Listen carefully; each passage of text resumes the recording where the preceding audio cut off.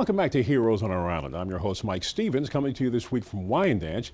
And in fact, we're at the Wyandanch Public Library, which has been serving this community in so many ways for many years, and now they're in the process of expanding.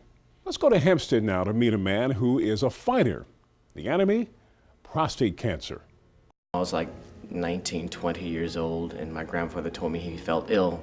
I was very close to my grandfather.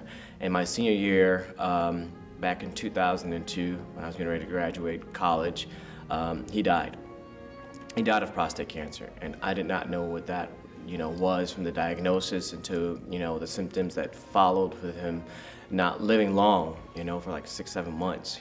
The cancer had spread throughout the entire body, and he died. Kevin Byrd is a graduate of Long Island University. He went on to become an actor, writer, and producer. The death of his grandfather is so profound that Kevin made teaching people, especially men, about prostate cancer his life's work.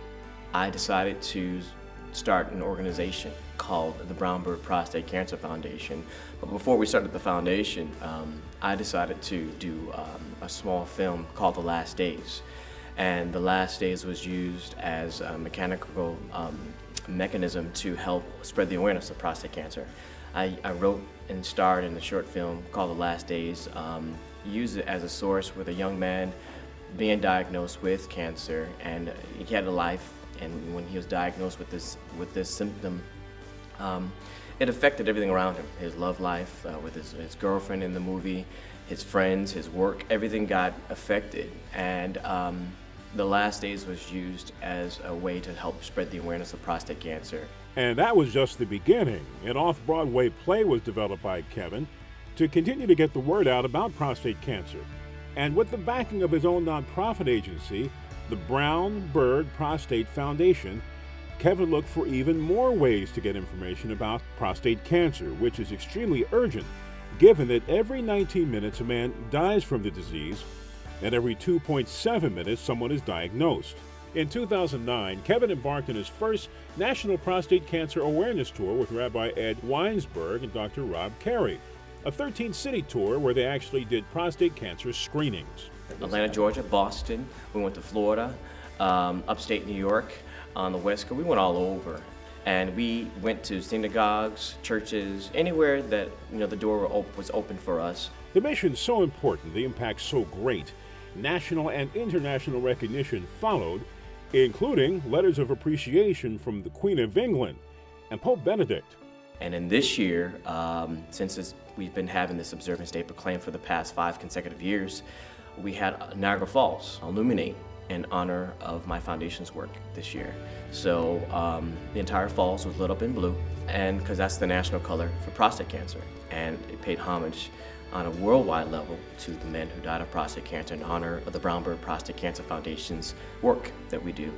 And it's a blessing to see God, we're a Christian non-for-profit as well. We spread the love of God because people need to know that it's important that with faith you can beat this. You can have faith in God. You can not just beat it, but you can have your faith knowing that you can have something that you can spiritually hold on to when you lose a loved one. But the hope is, through his efforts, fewer people will lose loved ones to this disease that strikes African American men extremely hard, which is one reason the 100 Black Men of Long Island Mentoring Organization contacted Kevin. I got a call from the president, Mr. Phil Andrews.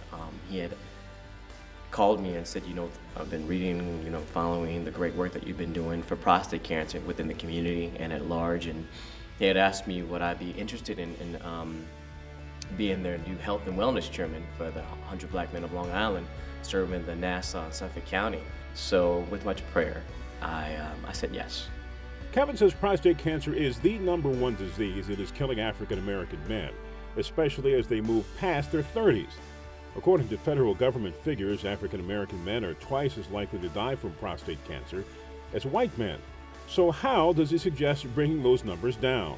Eating healthy, a healthier, better dieting and exercising, and seeing your physician annually, making sure that you are getting tested for prostate cancer, the PSAs and the DREs.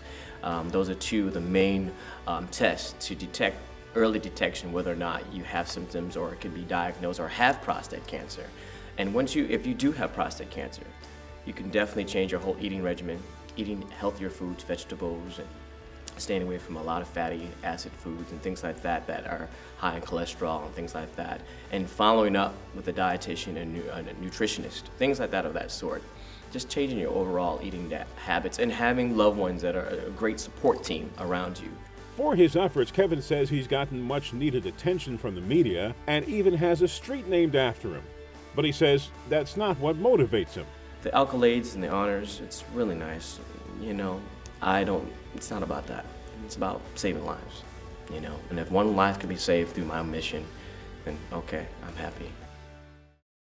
And Kevin says since there's no clear end to prostate cancer, he's going to keep on fighting it with everything he has, especially with his personal connection. Well, after the break, we're going to tell you how to contact us to let us know about a hero you think we should know about, so please stay with us.